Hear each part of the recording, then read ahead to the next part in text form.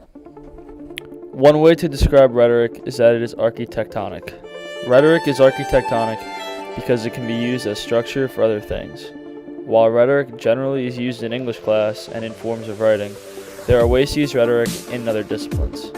One way is in science, where scientists convinced all the non-believers that the earth was round and not flat.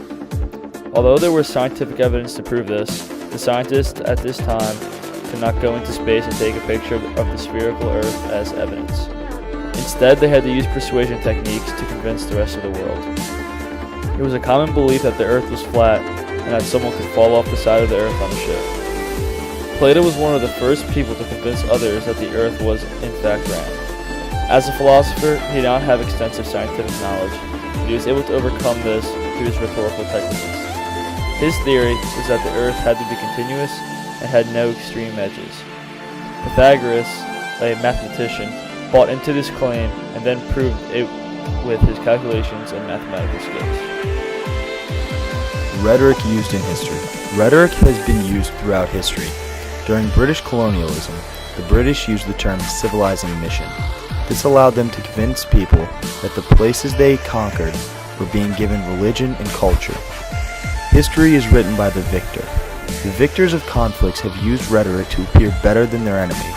For example, the Romans referred to the Germanic tribes as barbarians, thus allowing themselves to appear better. If the Germanic tribes had won, then the Romans would have appeared as the barbarians. As in the case with science and history, rhetoric is used in advertising to persuade audiences to buy their product over another product. Tylenol and Advil are both pain medications with the same purpose of relieving mild aches and pains. Yet both companies claim that their product is more effective than the others. It's arguable that either medication is just as good as the other, since they both achieve the same result of reduced pain. However, each can emphasize a unique trait of their product to persuade audiences of their superiority. For instance, liquid Advil commercials often portray their capsules bursting with liquid goodness, which supposedly cures aches and pains faster. Ultimately, rhetoric is architectonic because it is a structure for other disciplines. As seen in science, rhetoric can be used to persuade others to believe something without necessarily having all the scientific and mathematical facts at first. Additionally, in history, rhetoric is used because those who have a major role in history can write the textbooks and write what goes on throughout time, so that way future generations can believe and be persuaded in what actually happened.